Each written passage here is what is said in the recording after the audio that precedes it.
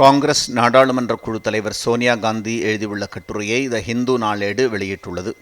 அதில் தமிழ்நாடு மற்றும் மேற்கு வங்கத்தில் தேர்தல் பிரச்சாரம் உச்சகட்டத்தில் இருக்கும் வேளையில் நாடாளுமன்றத்தின் சிறப்பு கூட்டத்தொடர் மூலம் ஒன்றிய அரசு அவசர கதியில் நிறைவேற்ற விரும்பும் மசோதாக்களுக்கு ஆதரவளிக்குமாறு பிரதமர் எதிர்க்கட்சிகளுக்கு வேண்டுகோள் விடுத்துள்ளதாகவும், இந்த அசாதாரணமான அவசரத்திற்கு ஒரே காரணம் மட்டுமே இருக்க முடியும், அது அரசியல் ஆதாயம் தேடுவதும் எதிர்க்கட்சியை தற்காப்பு நிலைக்கு தள்ளுவதுமே ஆகும் என்றும் தெரிவித்துள்ளார். இந்த விவகாரத்தில் வழக்கம் போல் பிரதமர் உண்மையை மூடி மறைப்பதாகவும் அவர் விமர்சித்துள்ளார்.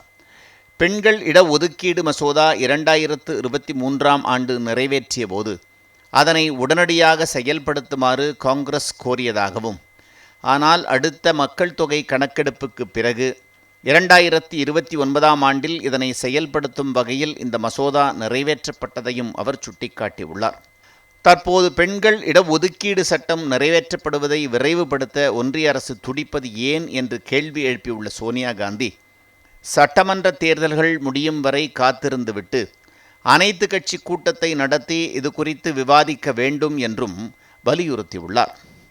ஆனால் எதிர்க்கட்சிகளின் இந்த நியாயமான கோரிக்கையை ஏற்க மறுக்கும் பிரதமர் நரேந்திர மோடி தலையங்க கட்டுரைகளை எழுதுவதிலும், அரசியல் கட்சிகளிடம் வேண்டுகோள் விடுப்பதிலும், மாநாடுகளை ஏற்பாடு செய்வதிலும் தீவிரம் காட்டி வருவதாகவும் விமர்சித்துள்ள சோனியா காந்தி, என் வழிதான் இல்லையேல் வேறு வழியே இல்லை எனும் பிரதமரின் அணுகுமுறையையும் பிரதிபலிக்கும் ஒரு சூழ்ச்சியே என்றும் குற்றம் சாட்டியுள்ளார்.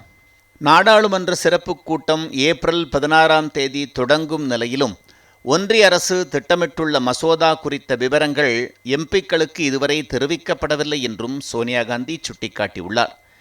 பெண்கள் இடஒதுக்கீடு சட்டத்தை செயல்படுத்தும் போது ஓபிசி பிரிவினருக்கு உள் ஒதுக்கீடு வழங்க வேண்டும் என வலியுறுத்தியுள்ள அவர், மக்களவை தொகுதி சீரமைப்பு குறித்து பொது விவாதம் நடத்தி ஜூலை மாதம் தொடங்கும் மழைக்கால கூட்டத்தொடரில் மசோதாவை தாக்கல் செய்ய வேண்டும் என்றும் கேட்டுக்கொண்டுள்ள அவர், தேர்தல் நேரத்தில் அவசரம் காட்டக்கூடாது என்றும் தெரிவித்துள்ளார்.